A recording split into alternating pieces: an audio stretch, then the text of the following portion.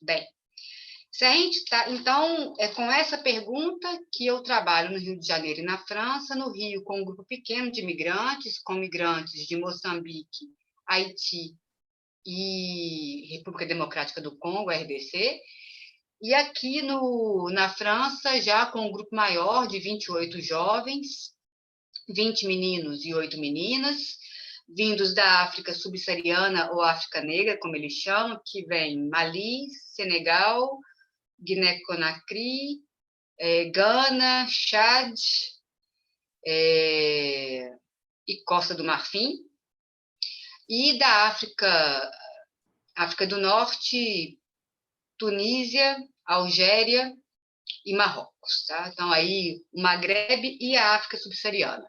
É o meu público aqui. Boa parte desses países, a colonização do Mali foi uma colonização francesa, do RDC, Democracia do Congo, foi uma colonização belga, Senegal francesa, Costa do Marfim francesa e Guiné-Conakry francesa. Bem, por que esses jovens partiram de seu país de origem? Bem, um deslocamento de um país de origem, ele pode ser por um motivo quando você escolhe, ou por uma escolha forçada, que significa, em último termo, não ter escolha. Isso se configura como um deslocamento forçado. Então, o deslocamento ele não é forçado quando você tem escolha, você escolhe, mas ele é um deslocamento forçado quando você tem que sair do seu país. Por uma questão, no caso deles, ou de miséria, ou para ajudar a família, ou guerra, ou casamento forçado, no caso das meninas, e escravidão, algumas coisas que se passam nos países e que levam esses jovens a se deslocar. Tem uma frase do Antônio de Tchatcha, onde ele cita Lacan, então essa frase é do Lacan, mas citado por ele, que ele vai dizer: os corpos falantes se movimentam, se deslocam, eles fogem da guerra, da fome, dos conflitos, da violência. Eles atravessam o deserto, o mar. Eles se deslocam em busca de uma terra, de um direito à vida, de uma inserção, de qualquer coisa que lhes faça se sentir reconhecido. Bem, o que se passa? Como é que se dá e como é que acontece uma travessia migratória, então, da África em direção à Europa? Então, eu vou focar no trabalho aqui na França hoje, tá? Não vou falar do trabalho no Rio, vou falar do trabalho aqui na França, o que a experiência me apresentou em termos de reflexão no campo da psicanálise e do laço social. Bem, então, desses jovens acompanhados, quanto tempo dura um percurso migratório que eles fazem? De início, eles saem do país, eles têm entre 12 e 18 anos. Por que eles saem tão cedo assim? Porque se eles chegam na França, na Europa, especialmente na França, até os 16 anos, eles podem obter a nacionalidade francesa. Ok? Isso é um dado muito importante. Que travessias eles fazem nesse momento que eles estão atravessando a própria adolescência? Qual a travessia outra que se impõe? A do deserto, do Saara, e a do Mediterrâneo. O que se apresenta como real nessas travessias? É o real do desamparo e da morte. Ah, mas como assim? Bem, então eu trago alguns exemplos. Por exemplo, uma jovem que, diante do horror de ser levada como uma bagagem, como uma mala, jogada num carro para atravessar o deserto, ela vai dizer: Aline, se eu caio do carro, eu caio como uma bagagem que fica no meio do deserto, largada, e é o fim. Então, né, é o horror do desamparo na sua radicalidade que a imagem do deserto nos apresenta. Uma imagem muito, muito potente. Tá todo mundo aí? Tá. Vocês poderiam mostrar a carinha de vocês, se vocês não estiverem ainda muito sonolentos? É uma coisa super ruim de não ver ninguém. Parece que a gente está no deserto, digamos assim. Então, aqueles que puderem se dar um oizinho, se não tiver com a cara amassada, seria ótimo. Obrigada, Só Isabela. tem um problema, que deve ter gente que não coloca, porque tem problema de conexão, aí às vezes Só aqueles que prefere. puderem, porque é bom quando aparece um de vez em quando, a gente sabe que não está completamente sozinha, é ótimo. E por que eu falo isso, brincando um pouco com a E nossa... elas são todas lindas. bem, então, ainda mais, né? Ainda mais um motivo. Mas por que eu brinco com esse exemplo? Porque a radicalidade da experiência do deserto, que é a radicalidade do desamparo, ela pode trazer para aquele que a viveu uma situação de estresse pós-traumático, né, onde se atualiza esse horror de ser um só na imensidão do nada. Então, a experiência da travessia migratória, ela põe o sujeito em confronto com isso. A primeira coisa nos dada pela imagem do deserto. Uma segunda imagem para a gente entender a problemática dos processos migratórios. Eu vou falar em francês e depois eu vou falar em português. On connaît la taille des vagues, mais on ne connaît pas la profondeur de la mer. A gente conhece o tamanho das ondas, mas a gente não conhece a profundidade do mar. Bem, l'inconnu, o desconhecido. Né? Então, uma outra problemática que pode causar infração, que pode ser extremamente violento para esses jovens, é o encontro com isso que é desconhecido, completamente desconhecido, e que você não sabe o que vem no próximo segundo. Né? Para vocês terem uma ideia, quando a gente fala que a gente vive uma crise migratória, que a ONU localiza como uma crise migratória depois de 2005, o que vai acontecer é que boa parte das migrações clandestinas que saem da África, se a gente tem 3 barcos, chega a 1. Desses 3, cada barco tinha 100 pessoas. O que significa que muita gente morreu no caminho, né? E é por isso que a Bárbara Cassim vai dizer que o mar Mediterrâneo não se torne Mar Mediterrâneo, não se torne o mar da morte, okay? Porque a travessia ela é muito radical. Ao mesmo tempo, que me parece também interessante, tem um livro que se chama La Loi de la Mer, A Lei do Mar, e que é muito impressionante, que é um escritor que ele vai fazer ele conta a experiência em Lampedusa, na Itália, que é uma ilha onde desembarcam muitos imigrantes, e ele conta do susto que foi para ele quando, de repente, chegava aquele tanto de gente, mais homens do que meninas, no caso, mais jovens do que velhos, mas também crianças, bebês, e depois de todo aquele horror, eles chegavam e eles cantavam e eles dançavam, e que ele não entendia nada. Que o que ele esperava era encontrar o horror, e o que ele encontra é essa fagulha de vida luminosa que permite a esses jovens de continuar. E por que eu falo da fagulha de vida luminosa? Porque onde eu desenvolvo o trabalho, que é um centro de acolhimento de jovens menores isolados, a gente se pergunta todo dia sobre o milagre, entre aspas, da vida. No sentido, como é que a pulsão de vida é capaz de ganhar da pulsão de morte em situações onde os jovens são confrontados com coisas tão radicais como essas.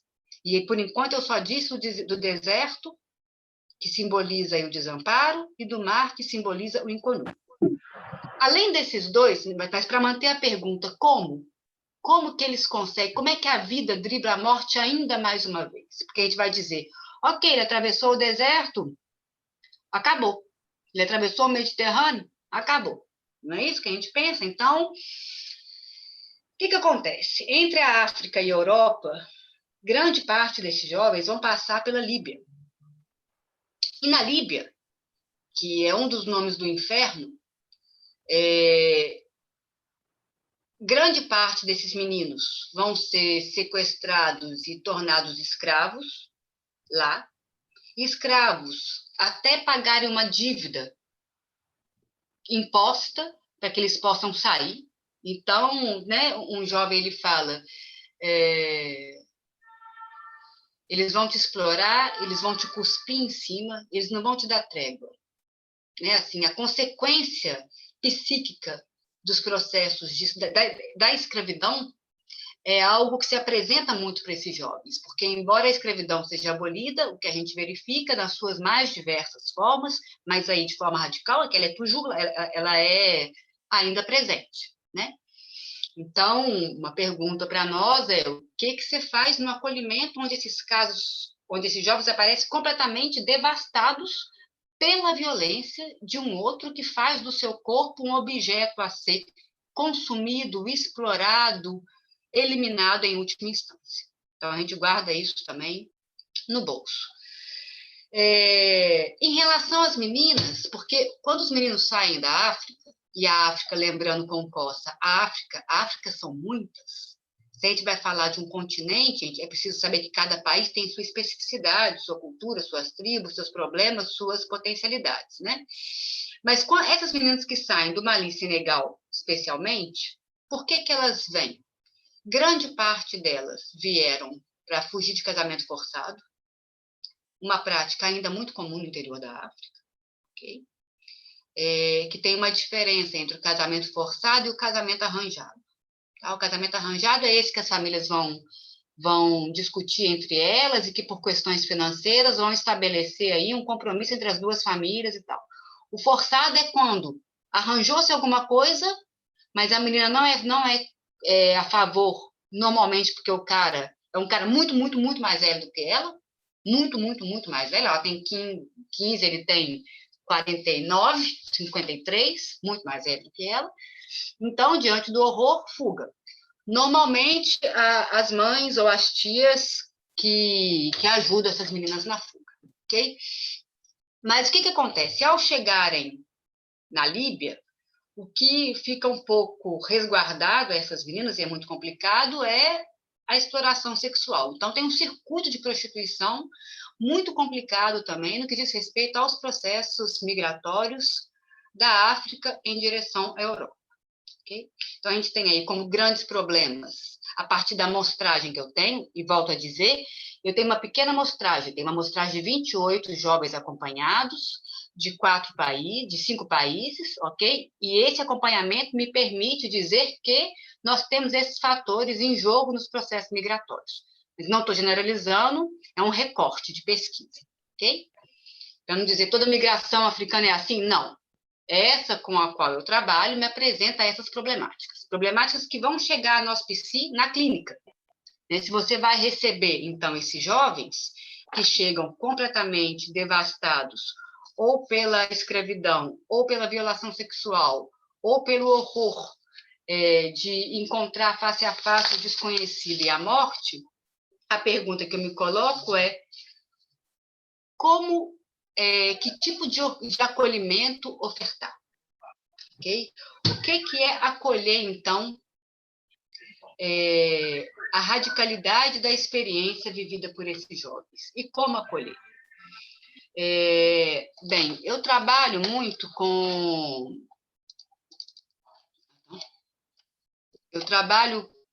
com a ideia de práticas de oficina como objetos mediadores, ok? Entre dois exílios. De que exílios que a gente está falando? Bem, tem o exílio factual, que é esse de você se deslocar do seu país de origem para o país de acolhimento, né?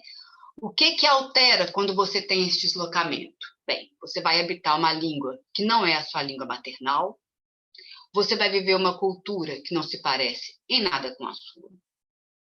Você vai encontrar uma série de diferenças muito tênues, por exemplo, o fato de que você vai sair na rua, você é jovem, adolescente, mas você vem da África negra subsaariana, você é muçulmano, você vai encontrar cartazes onde aparecem na rua da França, de Paris, etc., onde as mulheres estão despidas. E isso pode gerar um conflito enorme. Aqui, para a gente, Ocidente, França, bem, você tem 15 anos, você pode paquerar uma garota, você pode sair com ela, você pode ter relação sexual antes do casamento, inclusive. Enquanto para esses jovens, se a gente pensa que tem uma certa estrutura de família muito conservadora, do interior da África, uma África negra e muçulmana, 80% dos jovens que eu acompanhei são muçulmanos. Okay? Então, esse é um outro dado importante. A África negra ela é em grande parte muçulmana. Então, são essas questões que parecem simples, mas que vão confrontar o adolescente a uma série de perguntas sobre o seu ser, ok? E aí que a gente entra com um certo trabalho. Então, se esse jovem vai, no início, se perguntar sobre a morte, o encontro com a morte, um outro fator da adolescência que aparece de forma violenta diz respeito ao sexual. Então, os dois nomes do real para a psicanálise, a morte e o sexual, são apresentados para esses jovens de uma forma radical, ok? Tem uma coisa da radicalidade da experiência que nos conduz a cada vez a se perguntar sobre o acolhimento. Então, retomo. Para trabalhar o acolhimento, eu não proponho aos jovens diretamente um trabalho terapêutico, porque não acontecem assim, porque não é assim que se dá. O que eu entendi? Que trabalhar com oficinas permitia construir uma certa mediação, então retomo, entre o que seria um exílio estrutural e o exílio factual. Factual a gente já compreendeu, e o exílio estrutural. Do que a gente está falando? Quando a gente fala de exílio estrutural, se a gente vai em Freud, em 1919, ele vai localizar como figura central, assim, uma figura importante, um nome importante para a psicanálise, pensar a dimensão do estrangeiro, que foi traduzido agora há pouco pelo infamiliar, né? O estrangeiro, ele diz do quê? O infamiliar em cada um de nós diz respeito a quê? A existência do inconsciente, ou seja, esse saber que sabe na gente, mas que a gente não sabe, que é esse saber que ligado ao discurso do outro, do qual a gente nasce, porque antes de nascer a gente é falado. Então, é isso que Lacan vai dizer do exílio. O exílio é você nascer já exilado na língua do outro. Isso que é o exílio. Você já nasce falado, você já nasce numa tessitura de linguagem, ok? E para Freud, a dimensão do estranho, do estrangeiro, então, de se respeitar o inconsciente e a carga pulsional que nos depassa, desculpa, que nos ultrapassa, a dimensão pulsional que nos ultrapassa, isso que não cessa de nos ultrapassar, isso que é ligado à pulsão de vida e à pulsão de morte, é a força do pulsional. Então, a gente tem aí 2 exílios. Como mediar os 2 exílios? O que fazer de um ponto a outro? Eu proponho, então, eu trabalho com 3 tipos de oficina com jovens. Uma oficina que é de escrita, que aí foi uma metodologia, digamos, desenvolvida durante o pós-doutorado, que se chama Um Livro por Vir. Eu não vou entrar nos pormenores da metodologia, porque não é o caso, tá? Mas eu trabalho com essa oficina, que é uma oficina de escrita e fala oral, onde eu articulo os 2, a fala e a escrita. Uma oficina de máscara, de construção de máscara de gesso, e uma oficina de música. Então, eu vou começar com a oficina de música. Eu acho que vocês conhecem aquela moça, uma moça linda da Bahia, Luedigi, como é que fala o nome dela? Que ela escreveu Um Corpo no Mundo. Atravessei o mar, o sol da América do Sul me guia, trago uma mala de mão, no peito uma oração, um adeus. Ela chama Um Corpo no Mundo.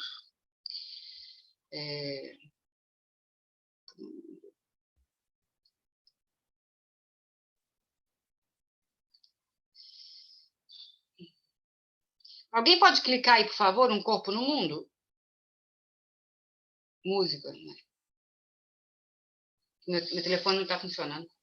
Vou procurar aqui. Tá, Um Pode Corpo continuar. no Mundo, isso. E ela vai dizer nessa música, então, da travessia, né? Assim, ela fala do processo migratório. E aí, normalmente, é curioso trabalhar em outro país, porque a gente tem acento, né? Sotaque.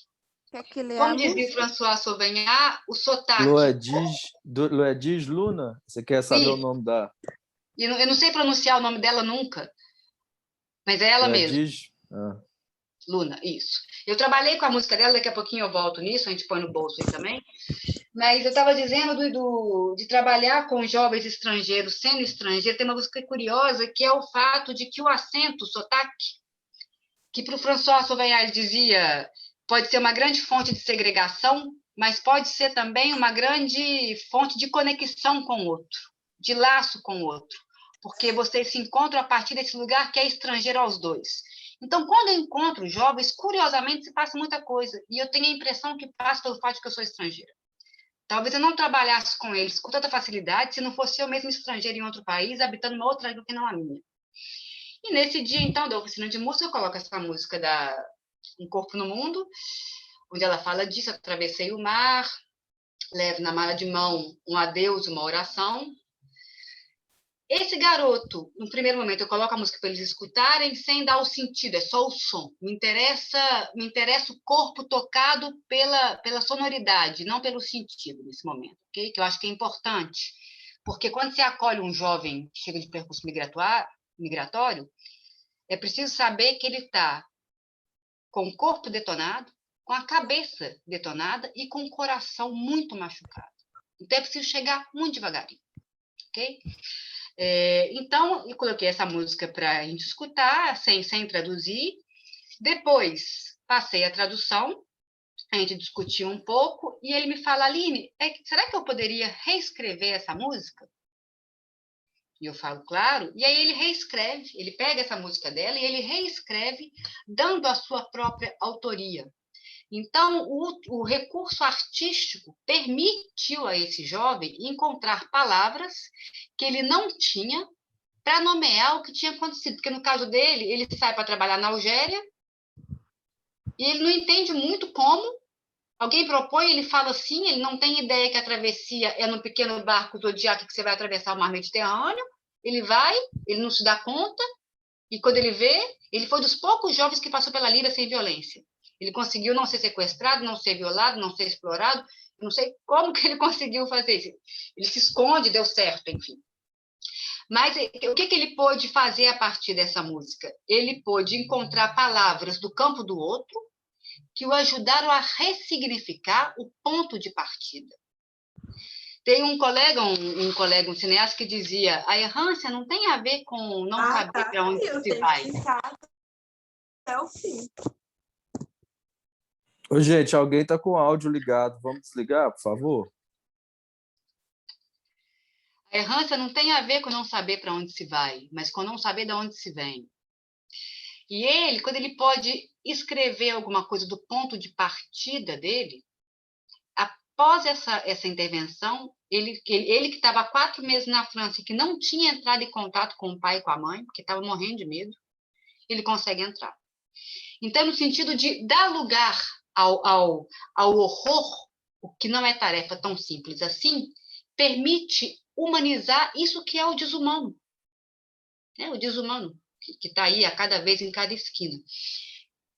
Então, é um pouco como se a gente acompanhasse o Achille Mbembe. Como é que você pronuncia o nome do Achille, hein? Achille. Como é que você pronuncia, Pedro? Achille Mbembe. Mbembe? Eu nunca sei pronunciar, cara. Então vou pronunciar que nem você. O Achille Mbembe, ele fala, né? O livro dele, Sair da Grande Noite. Me parece que é isso que os adolescentes apresentam. É preciso sair da grande noite a cada vez.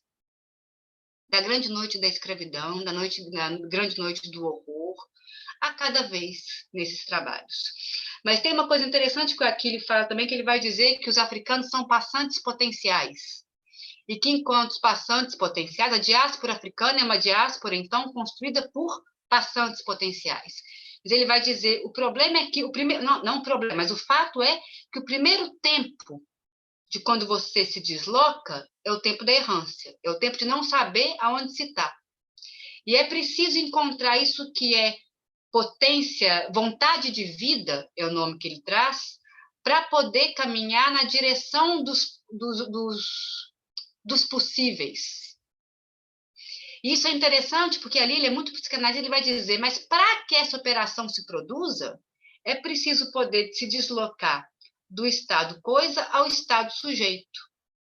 E isso me parece muito importante, porque quando esses jovens chegam com esse corpo que ele é levado na travessia do deserto, que ele é jogado de um barco para o outro, que depois ele é sequestrado na Líbia e que depois ele é tratado pelo corpo médico, percebe assim? É um corpo objeto, é um corpo infantil que vai sendo deslocado pelo outro.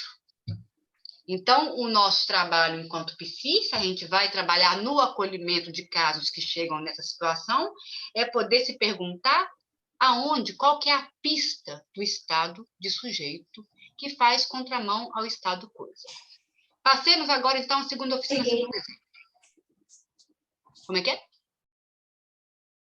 Pode seguir?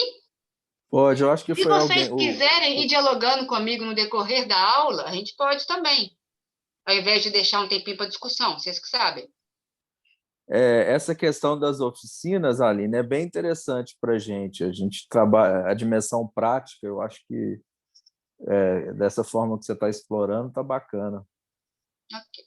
Vocês vão me dando um toque do que vocês gostariam de saber, que eu vou direcionando a minha fala a partir disso, tá?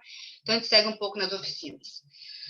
Então, a oficina de máscara é uma oficina que ela faz parte do acolhimento inicial desses jovens. Por quê? Por que eu construí essa oficina? Porque, para mim, era importante me aproximar do corpo desses jovens. Eu entendia que me aproximar do corpo deles poderia me permitir acessar a palavra junto com eles. Porque o que é preciso levar em conta é, quando você chega de um percurso migratório, é como se você estivesse em flutuação. Você está flow, você está indo no mar. Sabe quando o corpo chegou, mas a alma ainda não? Não tem essa expressão para nós em Minas? Quando o corpo chega, mas a alma não? É um pouco isso. Tem. Então, você chega muito flu. Como é que você coloca os pés no chão? Como é que você começa a colocar os pés no chão? Me parece que é importante dar lugar ao corpo, para que o corpo saiba que ele tem um pé e que esse pé possa chegar no chão. Então, a oficina de máscara, como é que ela acontece? Esses jovens, a gente faz ou grupos pequenos ou grupos grandes, depende do Covid. Cada jovem é convidado, então, a cuidar do corpo do outro, fazendo uma máscara. Tá? Depois que eles fazem essa máscara é pintada, decorada, e depois eles contam um pouco quem é esse outro ali, que é ele mesmo. E aí que é a brincadeira com a psicanálise, onde a arte encontra a psicanálise. Qual que é o jogo clínico, entre aspas? Se perguntar quem é esse outro a mim mesmo. Então, a gente está um pouco no campo artístico, no campo da psicanálise, porque ao dizer desse outro que é você mesmo, as defesas estão menos em jogo. Você vai falar de um outro, não fala de você, você fala em terceira pessoa. Isso permite, ao meu ver, quebrar um pouco as defesas. Então, cito o exemplo do Mamadou. Então, um jovem maliano, 15 anos, que vivia com o pai e com a madrasta, vivia tudo bem, o pai morre, a madrasta não tem condições de cuidar, ele vai para a casa da avó, e aí uma série de explorações começam, e uma série de pequenas violências e exploração, e ele muito na posição objetal de escravo do outro. E ele chega, ele não é capaz de olhar no meu olho, uma questão do negro e do branco muito forte, como que ele pode se autorizar, o que ele tem, ele que veio do Mali, que nunca teve nada, que mal sabe falar francês, ou que fala muito pouco, como é que ele pode se colocar, o que ele pode se autorizar, né? Assim, e aí ele pode recuperar na história dele um pouco o traço, a marca do pai, um pai que esteve sempre ali valorizando esse menino. Assim. Quando ele estava com o pai, tinha algo do vivo muito colocado. E um pai que morre, era um pai que trabalhava com mecânica, eletricidade mecânica, e ele morre numa situação de trabalho. E ele pôde falar disso nessa oficina e pôde começar a trabalhar um pouco a orientação dele paterna, a herança paterna. Porque a gente fala em psicanálise muito a ideia de desconstrução, de inconsistir o outro, etc. Mas, num primeiro momento, é preciso construir. Você não desconstrói sem que a base esteja lá. Você não desconsiste sem dar consistência. Né? Assim, é um movimento que você faz de aller-retour, ele é topológico. Então, ele pôde construir um pouco essa referência básica para poder começar a se posicionar. E a gente fez 3 ou 4 encontros nessa oficina e foi muito impressionante na hora que ele num certo momento, ele mistura um pouco, ele vai dizer que ele não tem o direito a escolher, que, na verdade, é uma mentira, que ele não tem direito à escolha, porque o que ele quer fazer, ele queria estar no nível de escolaridade muito maior do que o nível que ele tem. E ele dizia, mas eu tinha que estar aqui, e eu fui avaliado índice menor aqui. E ali, só que o que pegava para ele? Com o que ele se confrontava? Com essa condição menor. Na hora que a gente pôde ler um pouco que tinha um certo impossível em jogo e uma escolha que se faz em relação ao impossível, mas que o impossível não era impotência, a potência de vida pode aparecer. Porque enquanto ele estava ali na prisão discursiva, né, de que ele é escravo do outro, toda a avaliação que vinha para ele, dando a ele o seu nível, que é mais baixo que o nível de um menino que está aqui há mais tempo, não tem como não ser, para ele vinha como uma violência bruta. E foi isso que foi trabalhado um pouco, o lugar do impossível na construção de uma escolha diante da herança paterna. Bem, então é muito pontual, percebe? O trabalho ele não é um trabalho terapêutico de longo prazo, ele não é psicanálise pura, nada disso. Ele é, a psicanálise pura, ela é sempre a orientação no sentido de que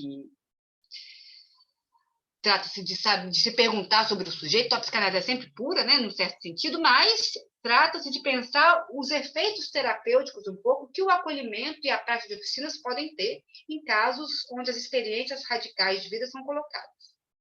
Okay? Então, segundo exemplo. Terceiro exemplo, o ateliê Um Livro por Vir, que é um ateliê que acontece em 4 meses de duração. Ele é um ateliê longo. Nesse ateliê que eu trabalho, então, com linguagem falada e escrita, trata-se, ao meu ver, de passar pelos registros, pela topologia da linguagem, como Lacan vai chamar no Seminário 11, né, tentando verificar certos registros, imaginário, simbólico, real, que se apresenta ali. E como é que funciona?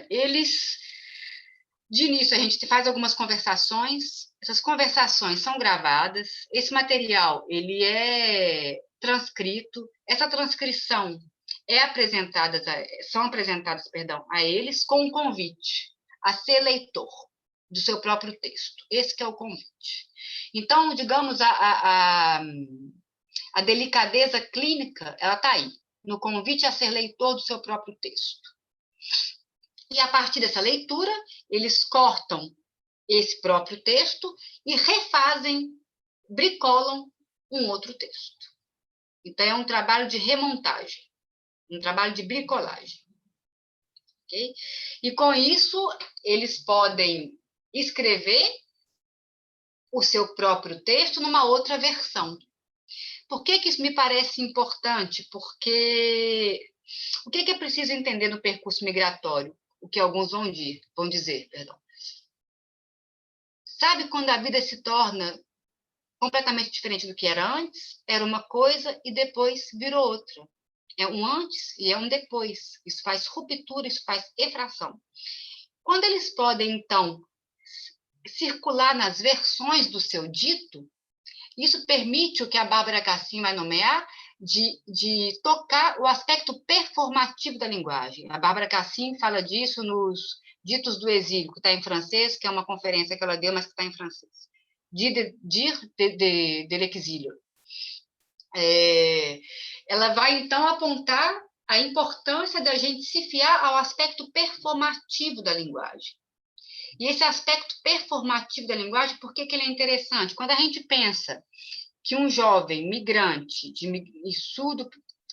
um jovem migrante, que chega na Europa, que se torna, então, imigrante. Por que eu estou brincando com as duas coisas? Porque durante a migração, é como se o ponto de origem tivesse perdido.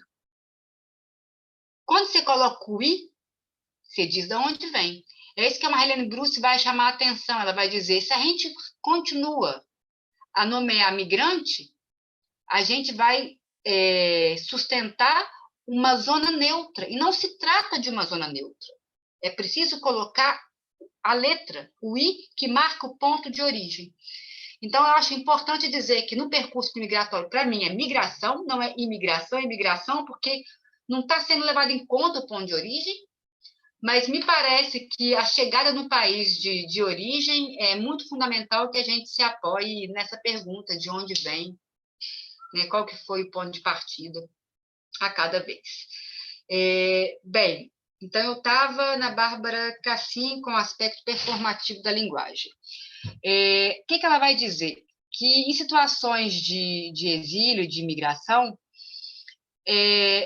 trata-se muito mais de trabalhar na construção de uma língua própria, onde você pode tomar sua língua como sua pátria, como seu sintoma, do que trabalhar a perspectiva da integração, Não é tanto isso. A integração ela é fundamental, a gente sabe que ela é impossível ao mesmo tempo. Né? Toda integração ela é impossível. Por quê? Porque tem uma forma de gozar de cada cultura. Quando a gente fala forma de gozar, a gente fala dos costumes, da forma de satisfazer com as coisas de uma certa cultura, que não faz eco com a outra. Né? E o que ela vai dizer, isso não é um problema. É um problema quando você quer forçar o outro a entrar no laço. Não se força ninguém a entrar no laço. O laço é uma coisa que se dá ou não se dá.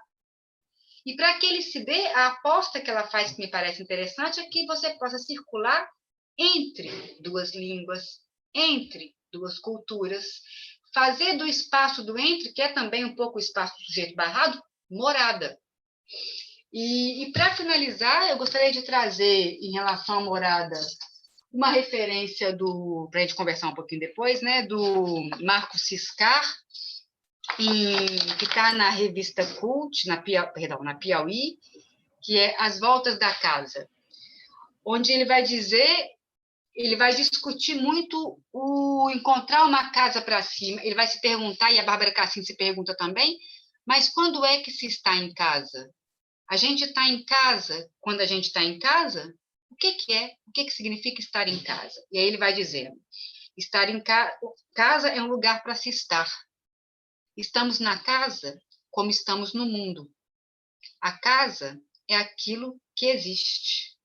A casa é um desenho de intensidades. E se perdesse a chave e o rumo? A casa é uma nuvem de situações. Não tem forma fixa. A casa é onde há matéria de mim, é onde circula. Então, acho que a gente fecha com Marco Ciscar, mas também com Freud, quando, ao falar da sua relação com a psicanálise, com a clínica, com a experiência clínica, ele pega uma referência à literatura que eu não me lembro quem mais, mas que diz assim, e eu sei, pergunte aos cavalos. Então, para mim, pergunte aos cavalos e estar na casa como numa nuvem de situações tem um pouco a mesma estrutura. Porque é preciso deixar aberta a questão para poder encontrar a resposta. Então, é preciso um pouco mapear situações e mapear o seu estrangeirismo próprio para poder responder a cada vez, estamos em casa? Bem, deixa para a gente conversar. Antes eu tenho uma reunião daqui 15 minutos, então eu tenho 15 minutos para a gente conversar. E vamos conversar um pouquinho, então? Então, queria agradecer a Aline, né? Eu achei assim fenomenal. Você trouxe uma realidade talvez até mais difícil do que a dos jovens do Brasil, né? Porque tem essa questão da cultura, da língua. Se você for fazer uma comparação, você que trabalhou aqui com esses jovens no Brasil, o que tem de semelhança e o que tem de diferença? Excelente questão, Pedro. O que tem de semelhante é o fato das famílias serem conduzidas fundamentalmente pelas mães. Boa parte dos pais dessas famílias no interior desses países africanos, como essas famílias, os homens, né, são muçulmanos e têm outras famílias também, porque faz parte da cultura muçulmana a poligamia, dos homens, não das mulheres. Né? Tem uma ausência paterna muito grande, que esse é um traço que parece com os meninos que a gente acompanha no Brasil. Bem, eu trabalhei anos e anos com jovens envolvidos com a criminalidade ou em errância. Acho que 70% dos casos apresentavam uma estrutura de família que se parece muito com a estrutura de família que se tem aqui. E por que isso é fundamental, esse dado? Porque muitos filhos, os filhos mais velhos, por exemplo, que saem do interior da África, eles vêm com obrigação. Você tem a obrigação de ajudar a família. É você o homem da casa com 14 anos de idade.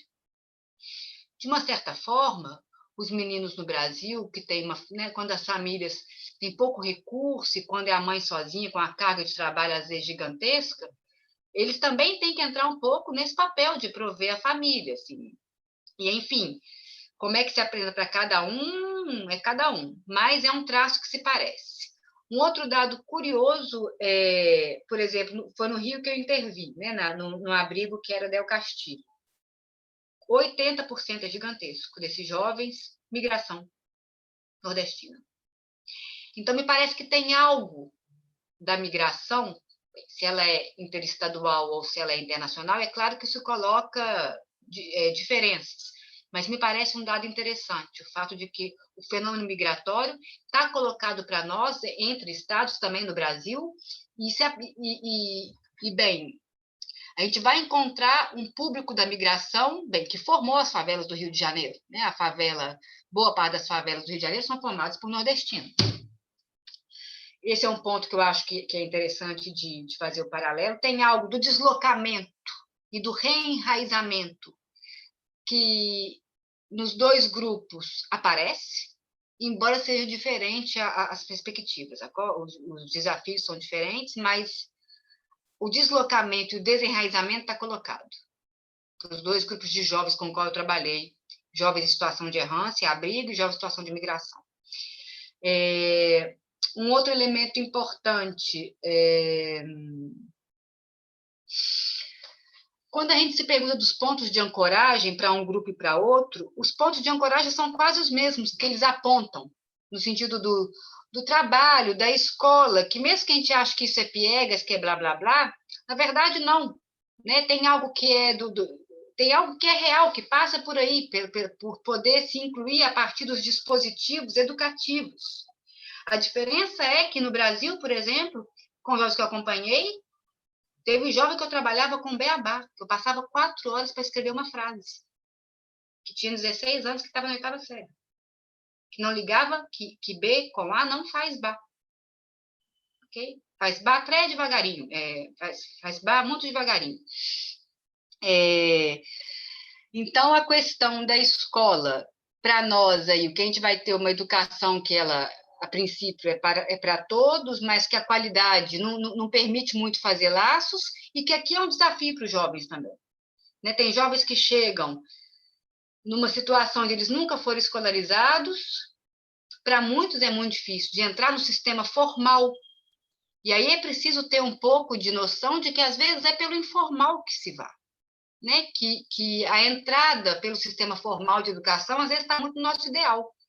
Então, me parece que esse é um ponto entre os dois grupos que interroga. Eles não são semelhantes, mas interrogam, porque, de fato não é simples. A questão da droga e do crime, aqui, né, quando eu também trabalho um bom tempo com os jovens, principalmente os envolvidos em conflito com a lei, ela é tão forte igual é aqui, ou porque tem Jovens, tem alguma atração ali, a droga ela muda, né, um pouco o comportamento, esse componente externo que é a droga, ela é decisivo ali no comportamento de alguns jovens aqui no Brasil, né? Aí como é que tem essa questão? tem essa questão. O que acontece? Quando você vem, a gente está dizendo de jovens entre 12 e 18 anos, vindos na migração africana, que chegam na França para buscar acolhimento.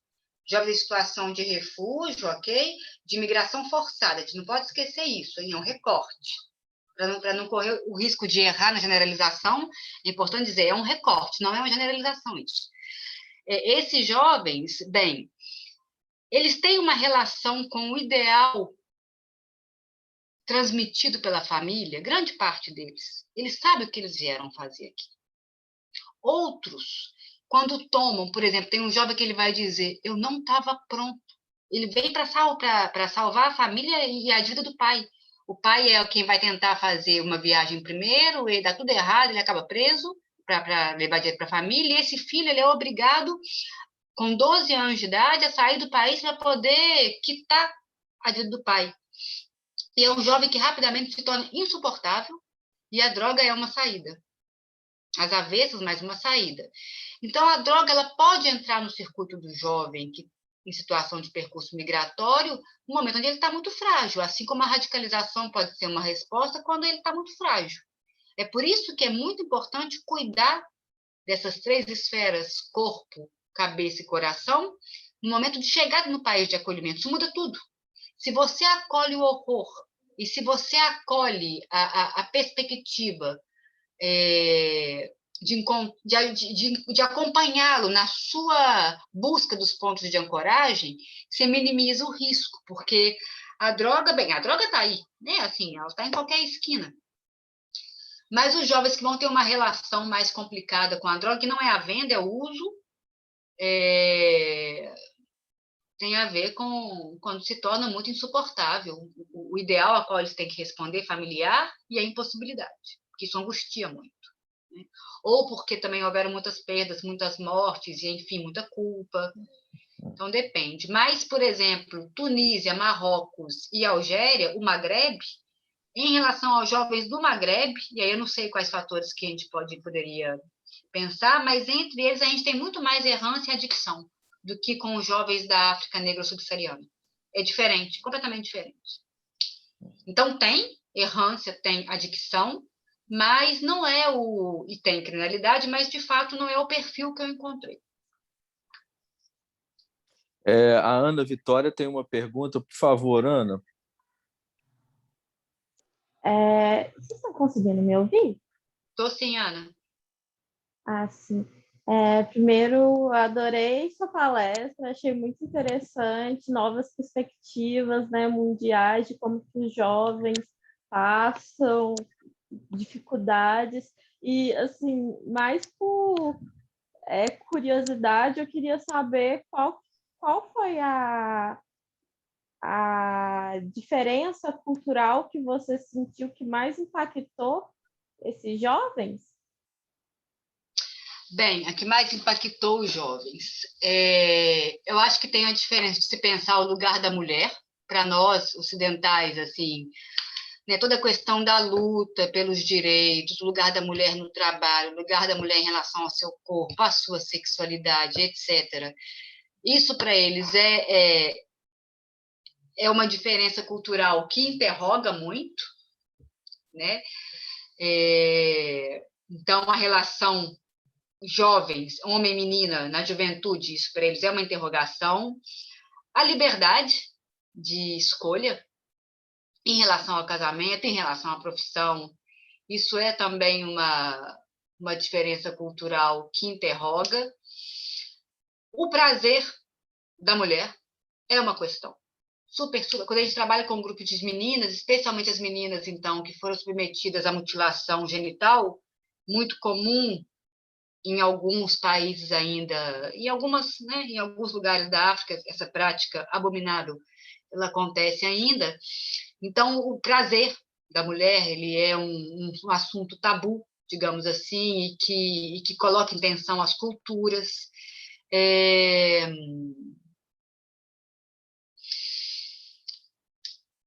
Um pouco isso, passa por aí. Tem a coisa da diferença da religião, né? Aqui é um Estado laico, religião e Estado estão completamente separados. Para os muçulmanos é a lei de Deus, para cá é a lei do Estado, enfim, isso também gera uma série de confusões na cabeça. Mas é muito interessante, porque a diferença cultural a gente pode pensar como barreira, e claro que tem um lado que é barreira, porque até que você entende os códigos de outro país, da outra língua, vai um tempo. A gente não entende o código de outro país de uma hora para outra, né?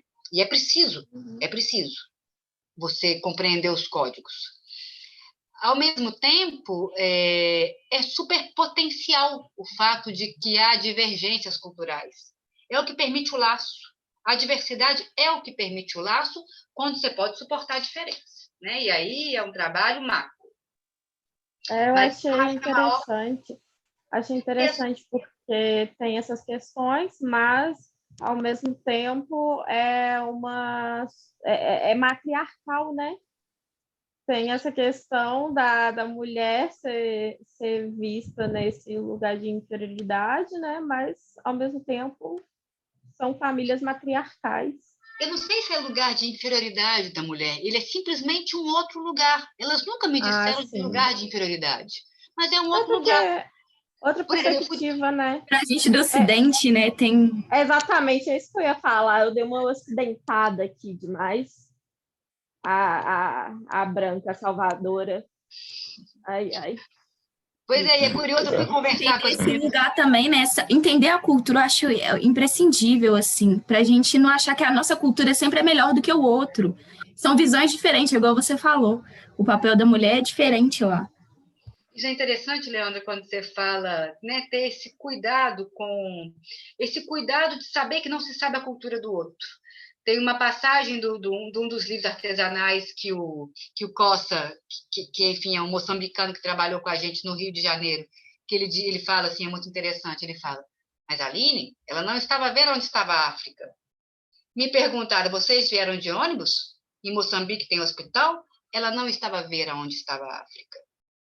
E quando você traz, Leandro, essa questão de que a gente não conhece a cultura do outro, a gente vai pensar o outro a partir de nossas próprias referências, isso não funciona. Eu também apanhei um bocado no início, né? Assim, até entender que era, no início do trabalho clínico com jovens, até entender que era preciso, como diz a Gabriela Lençol, fazer silêncio ao texto do outro, para que o texto do outro possa emergir enquanto edifício de palavra, que depois pode ser desconstruído, pode virar chão de letra de novo, como dizia Luz Castelo Branco, enfim, nesse movimento de construção e desconstrução. Mas, se a gente não se dispõe a escutar o texto do outro, é verdade que a gente morre na armadilha narcísica, em todo caso. Vamos abrir para uma outra pergunta aqui, Aline. A Arabella Franco está querendo perguntar, levantou a mão também, e o Darlian dos Santos. Bom dia, muito obrigada pela aula maravilhosa. Professor Pedro, muito obrigada por essa oportunidade. Eu vim em convite da professora Mônica Rami, que participou da minha banca de qualificação. Mônica, o que, Arabelle? Mônica Rami. Rami. Isso. É colega da pós-graduação da FAI, é psicanalista também. D'accord, desculpa, ok. E eu trabalho, minha pesquisa é sobre o português como língua de acolhimento, e eu trabalho com a formação de professores, e as suas questões me suscitaram alguns questionamentos muito interessantes, mas como eu ainda não elaborei muito bem, eu queria colocar uma pergunta que toca as duas pesquisas, que é no significante acolhimento, de pensar a língua enquanto esse elo de acolhimento, e eu queria saber qual que é o termo que vocês usam no francês para o acolhimento, porque eu fiz um pequeno levantamento, porque é uma questão que surge muito no caso das pesquisas feitas no Brasil nessa área, é na tradução do abstract, né, das teses, dissertações, qual o termo que eu vou usar no inglês ou no português. E eu acredito muito que essas escolhas da tradução vai ter muito a ver com a perspectiva que o outro tem também desse processo. Então, os três termos que eu encontrei seriam o langue d'hospitalité, cordial e accueillant. Okay. Desculpe, eu não falo francês, né? Então, é uma tentativa. Então, assim, pensando nesses três termos, eu não sei quais os demais possam existir, mas de entender toda essa dinâmica enquanto acolhimento, pensando na vulnerabilidade do outro, na vulnerabilidade também daquele que acolhe diante desses estranhos. Se é um encontro de estranhos, ambos têm as suas vulnerabilidades ali colocadas, né? Então, a minha questão mesmo é essa: qual é a sua opção na escolha do acolhimento no francês? E quais os desdobramentos que você vê disso? Olha, a minha escolha particular, eu escolhi accueil. Eu gosto de accueil. Accueil é que exige de mim um movimento com a boca de tal forma estranho que, para eu acolher essa palavra, me deu um trabalho. E eu gosto muito dessa palavra, eu gosto muito da palavra acolhimento. Eu acho ela muito potente. Hospitalidade, o Derrida, ele discutiu muito no livro que ele escreveu exatamente sobre a hospitalidade. Talvez valha a pena você dar uma olhada. Não é uma palavra que eu gosto de usar porque ela traz eu acho muito né? eurocêntrica hospitalidade como palavra, particularmente. No sentido de que ser hospitaleiro. Tá bem, para a gente que é Minas Gerais, hospitalidade é qualquer coisa fundamental para a gente, né? Mas no campo da palavra, hospitalidade, me parece que o reverso é como se o outro que fosse te acolher na hospitalidade, enquanto que o acolhimento tem mais a ver com esse encontro dos estrangeiros que você traz, que me parece muito interessante, encontro de estranhos, perdão. Me parece que o acolhimento ele permite acolher o estranho dos dois lados, enquanto que a hospitalidade é como se fosse um dando ao outro. Então, eu prefiro aquele acolhimento. Mas te indico, dá uma olhadinha em Derrida, dá uma olhadinha, o Badiou também, ele discute um pouco a questão da integração, exatamente colocando um acento na impossibilidade de integração, e ele faz uma crítica à ideia de hospitalidade, o Badiou. Mas acho que você pode dar uma olhadinha em Derrida, Badiou, para você entender qual que é a palavra que te convoca mais. Para mim, é acolhimento. Acho que você vai precisar encontrar a sua, assim, né? Mas eu gosto muito de acolhimento. Assim, e gosto muito da sua ideia de encontro de estranhos. Acho boa. Acho ótimo essa Gente, pesquisa, como ela eu acho que acompanha já deu tempo da. Aline, você ainda tem tempinho aí ou 4 já minutos. deu tempo? 4 minutos. O que 4 minutos. Darlian pode fazer a pergunta dele, então, para a gente não ficar sem. Pode. Professor, é Darling. A Darlene, desculpe. Sim, eu queria saber se, quando vê esses casos assim, de estupro, assédio, de fuga, se tem métodos interventivos. Por exemplo, métodos a partir do próprio Estado. Por exemplo, como é que chama mesmo? Justiça Federal, essas coisas assim, entendeu? Você está perguntando sobre o procedimento jurídico para essas situações? Isso, exatamente. Os procedimentos jurídicos. Bem, quando um adolescente chega e a gente é colocado a par da situação, ela tem o direito a fazer aqui chama porter planto. Como é que fala, Pedro, porter planto? Quando você vai denunciar alguém no campo jurídico, ok? Mas o problema é quando você foi... Por exemplo, tem uma situação de uma jovem, ela foi sequestrada no Senegal, ela foi violada durante 1 ano. Foi o inferno do inferno do inferno do inferno. Ela chega, despersonalização, dissociação, todo o quadro da psicose escrachado, sem que ela mesma lhe fosse, assim, uma situação grave, grave, grave. A saída que essa jovem arrumou, é uma jovem que eu acompanho tem 1 ano. E é muito interessante, quando ela vai glissando,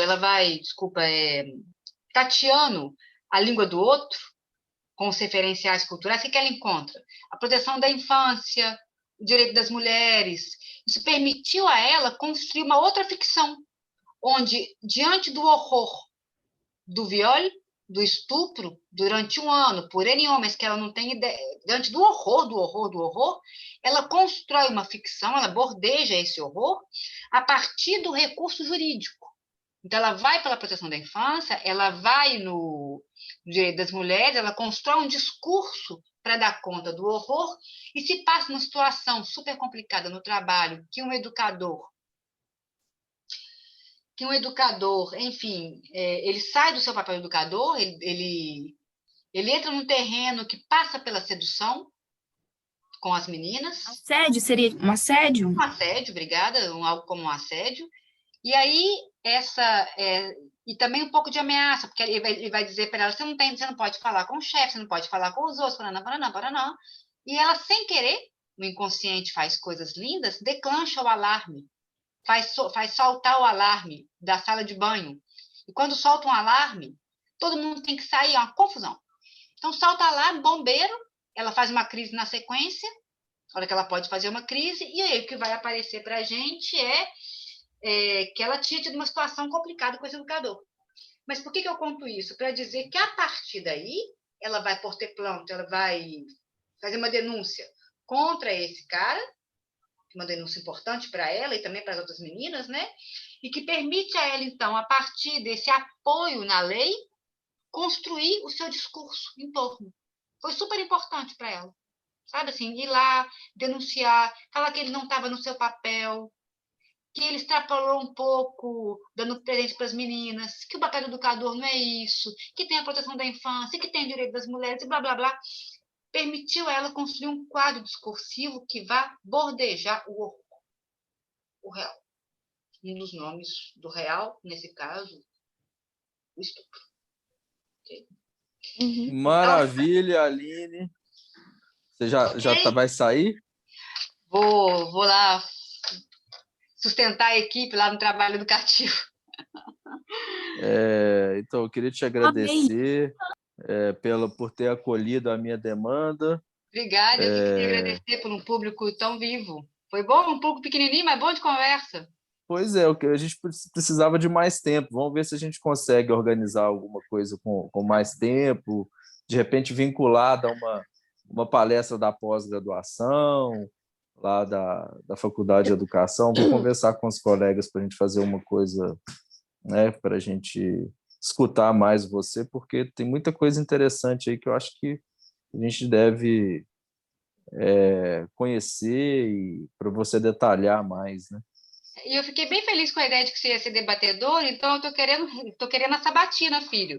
Querendo dar uma chacoalhada. Eu trago um pouco as coisas, mas acho que a gente pode continuar na perspectiva de avançar no debate, na conversa, nas colocações que vocês fizeram já me faz pensar um monte de outras coisas. Eu também acho. Foi ótimo. E eu acho que as meninas também gostaram bastante aí. Que bom, meninas. Muito Então, obrigada. Obrigada a vocês. Então, até a próxima, com prazer. Obrigada mais uma vez pelo convite, Pedro. E desculpa sair meio rápido assim, mas aqui já são 3 da tarde, é intervalo de trabalho entre um e outro.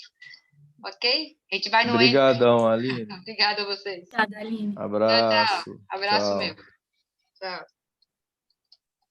Gente, eu vou disponibilizar, vou colocar no YouTube, se alguém quiser assistir, se alguma colega também não assistiu. Mas eu achei a palestra bem bacana, bem interessante, né? Que suscitaram várias questões que, infelizmente, não deu tempo de conversar para conhecer melhor o trabalho e essa perspectiva, né? Mas eu acho que ela dialoga com autores que trazem essa perspectiva da estrangeiridade, né? A Bárbara Cassan, que ela trouxe. Eu não conhecia esse livro dela, que ela trabalha a questão do estrangeiro. É uma filósofa, também alguns textos do Freud, inclusive um deles a gente trabalhou na disciplina da pós, que é o infamiliar, o Das Unheilig. Tem também essa interlocução, né, com a arte e uma maneira de capturar esses sujeitos a partir de representações que aparecem no campo da arte e, a partir daí, fazer com que esses sujeitos eles consigam se expressar de uma maneira mais, vamos dizer assim, apropriada, né? Essa questão, esse uso da língua também, né? De uma outra língua, isso que, de certa maneira, guia as intervenções dela, né, que é um pouco essa perspectiva de falar a língua do estrangeiro, né? Assim, eu acho que isso, para nós que temos essa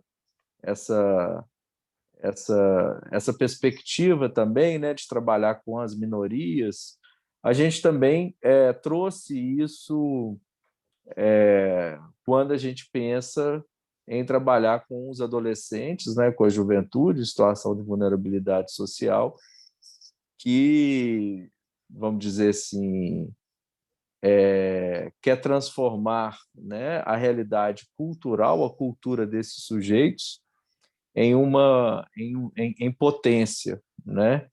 Então, quando nós trabalhamos com esses jovens, né, jovens em situação de vulnerabilidade social, o fato deles chegarem a nós, né, com os bonés para baixo, sem olhar no olho, se veem como sujeitos, vamos dizer assim, inferiores, porque são negros da periferia, alguns envolvidos com crime, né? A gente, no certo sentido, a gente quer desnudar essas questões que diferenciam eles, né, de uma determinada classe social e transformar isso em uma certa potencialidade, né, em uma vontade, em uma certa realização que toca na autoestima deles, né, trazendo um pouco essa questão de que a realidade da periferia, né, e a cultura da periferia, o hip hop, essa questão de ser negro, essa questão de ser, né, a arte da periferia, isso é algo que pode também ser visto de uma maneira positiva, né?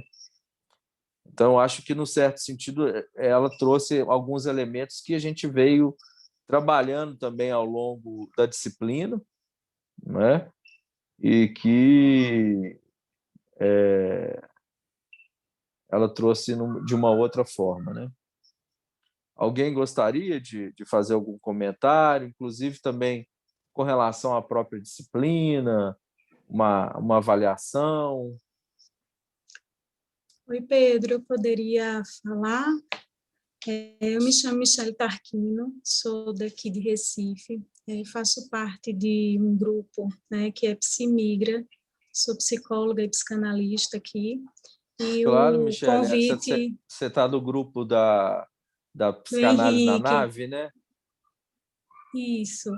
Então, esse chegou para a gente, né, o convite dessa fala hoje da Aline, e eu acabei entrando um pouco atrasada porque estava num trabalho de supervisão, mas gostei muito e estou entendendo agora que também é um espaço mais intimista, acho que você tem alguns alunos seus, e aí eu vou pedir licença para me retirar, mas queria algum contato teu, Pedro, ou de algum grupo, queria ver a fala toda da Aline, que você disse que vai colocar no YouTube, porque eu cheguei, infelizmente, atrasada, e eu queria saber como é que eu posso entrar em contato, enfim, para... Na verdade, Michele, essa foi uma aula aberta, né? Está vinculada a Sim. uma disciplina da UFMG, mas se você quiser entrar em contato comigo e tudo, Sim, você pode me gostaria. chamar no WhatsApp que a gente conversa, tá bom? Tu estás no grupo do Psimigra? Eu acho que a Eu, gente tem grupos diferentes, talvez. eu estou no grupo Psicanálise na Nave. Não, não é esse, não. Tá. Anota Esse o meu WhatsApp, então, é 031 031, 999 sim, 79 sim. 34 Ah, 22. Se quiser me adicionar nesse grupo também, eu teria interesse. tá ótimo. Peço sim. Esse grupo é um grupo que a gente vai discutindo um pouco a partir da formação, não é? Os vários trabalhos, práticas e interesses com relação à migração que a gente tem hoje no Brasil, várias experiências, então tem colegas, muita gente aqui de Pernambuco, mas também tem colegas de outros locais, e a gente tem tentado, Pedro, fazer uma reunião por mês, né, para discutir um tema, alguém apresentar, e foi nesse grupo que chegou o convite da tua aula aberta, Bacana, bacana. Eu falo com você, então, pelo privado, e aí posso pedir, sim, para lhe acrescentar nesse grupo, para lhe Tá inserir. ok. Eu que Tá bom? agradeço. Obrigada, pessoal, foi um prazer. Um Obrigada pela abraço. acolhida. Outro, até mais. Tchau, tchau. Mais alguém, gente, da disciplina, queria comentar alguma coisa? Professor, eu queria agradecer, eu gostei bastante da disciplina e eu amei a aula de hoje, assim, tô apaixonada pela palestra, apaixonada por ela também, incrível.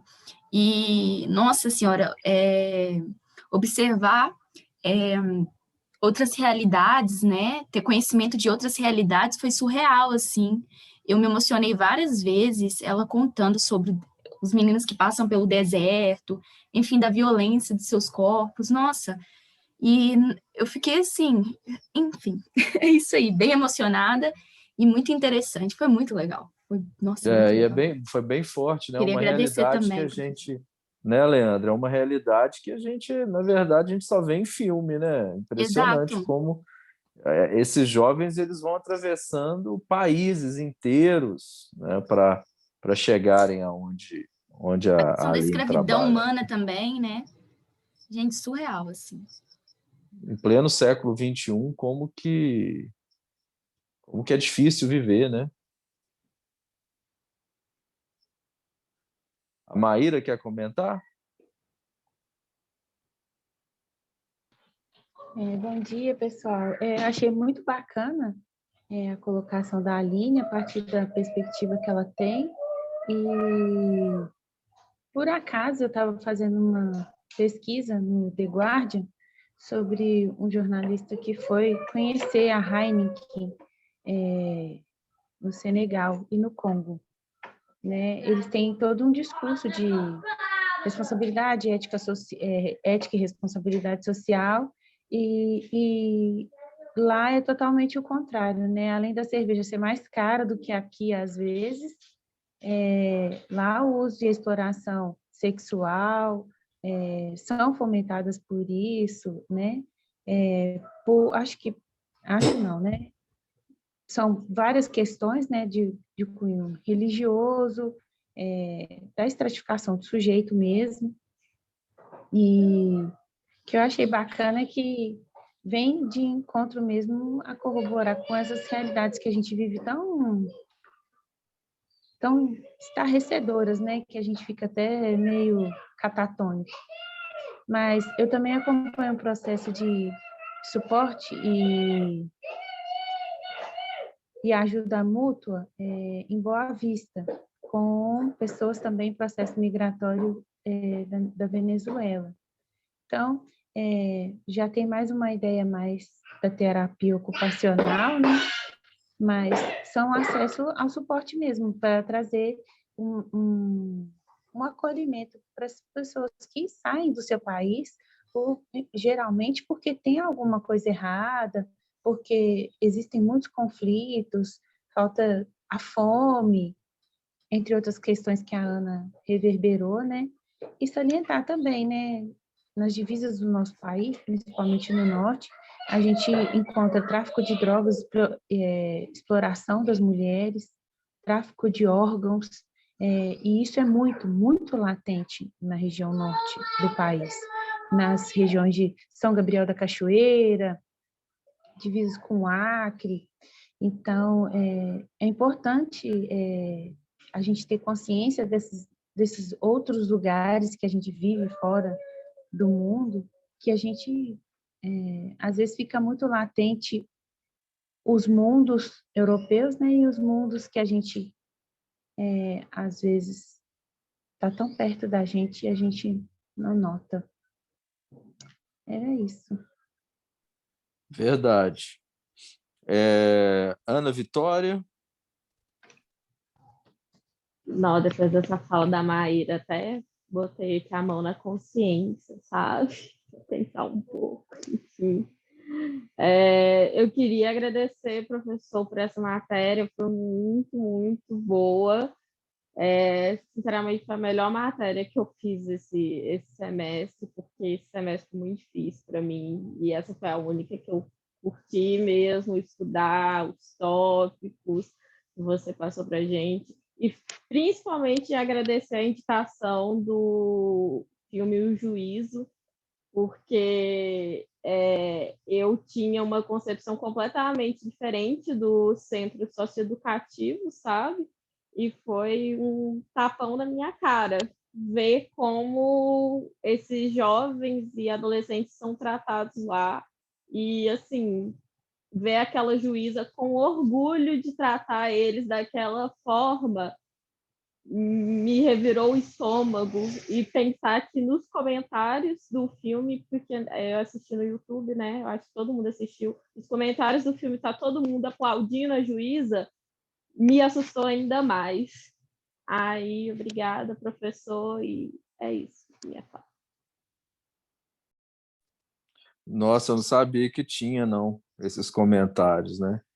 A gente vê que uma certa tendência hoje no nosso Brasil, né, de não pensar os problemas sociais de uma forma mais complexa, né, que relacionados, por exemplo, à distribuição de renda, as questões de classe, né, as questões raciais, uma tendência muito grande em transformar os problemas sociais em problemas de polícia.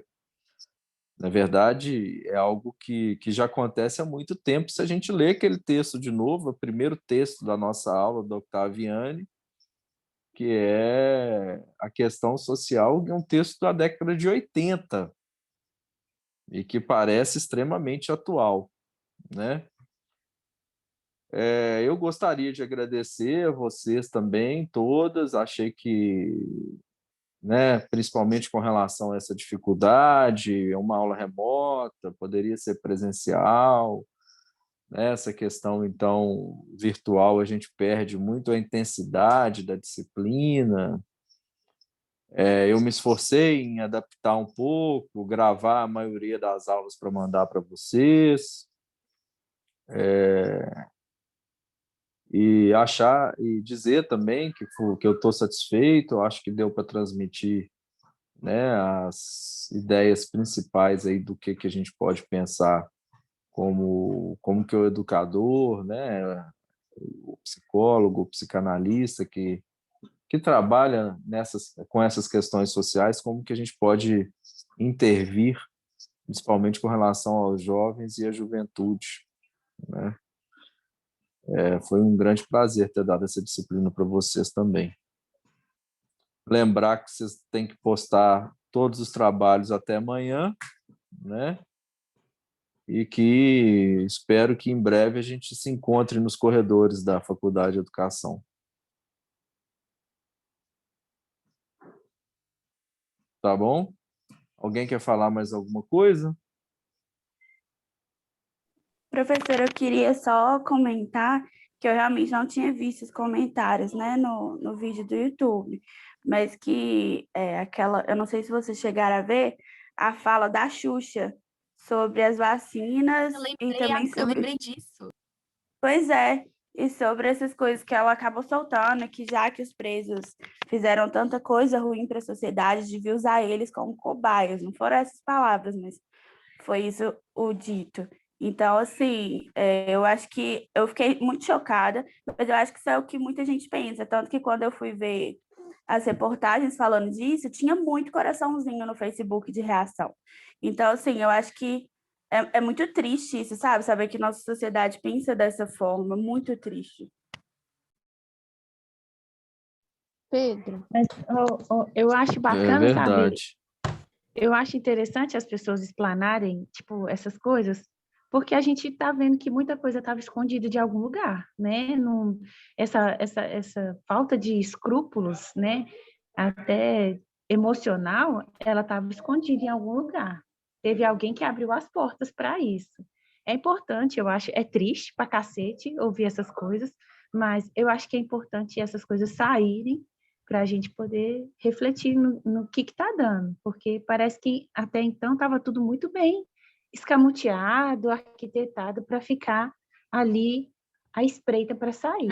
Acho que agora é entrar para o embate mesmo, na luta, para romper com essas coisas, né? Já que já tiraram as máscaras, agora vamos para a luta, saca? Mas a gente não pode aceitar um tipo de coisas essas coisas acontecendo e a gente não protestar, não reivindicar uma coisa que é absurda, né? É surreal, mas a gente tem que encarar e meter cara, brigar mesmo. E ainda mais nós, né, do campo da educação social, que sabemos, né, como que foi difícil conquistar esses direitos, né, não só os direitos da criança e do adolescente, mas da questão LGBT, da questão racial, da questão do louco, da questão... Então, tem um viés político nisso daí, né?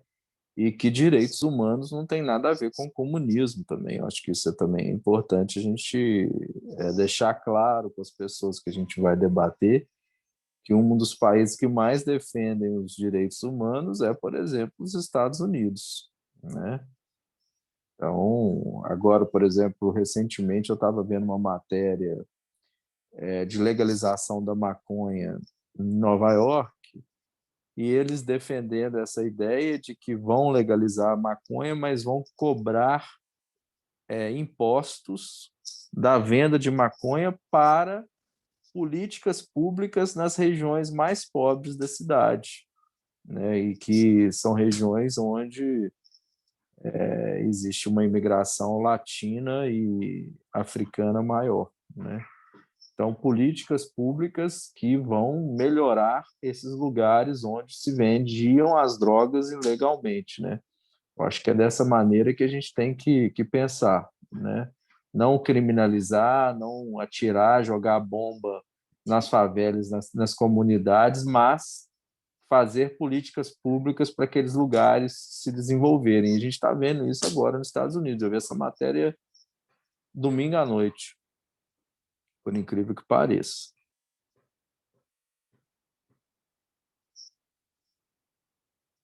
Então, direitos humanos não tem nada a ver com comunismo. Pelo contrário. Quem fala isso tem que estudar de novo. A gente está vendo exatamente, né, quando a gente fala de direitos humanos, as pessoas chamando a gente de comunista. O que é isso? Não tem nada a ver. É o contrário, né? Os direitos humanos eles existem numa democracia, né? Mais algum comentário, gente?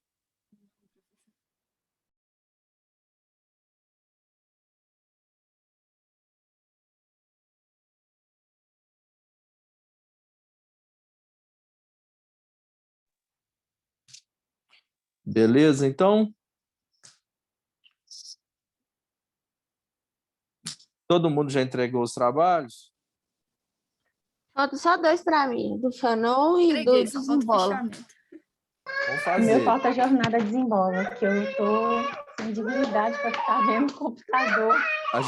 A jornada Desembola tem muita coisa bacana também. Eu acho que vale a pena assistir, inclusive, que tem algo, Pessoal, obrigado, muita viu, coisa professor? parecida com o que a Aline falou. Professor, muito obrigada. A aula foi Se ótima. cuidem, viu, meninas? Se cuidem aí. Fica com Deus, tá? Um abraço. Muito obrigada, professor. Obrigada.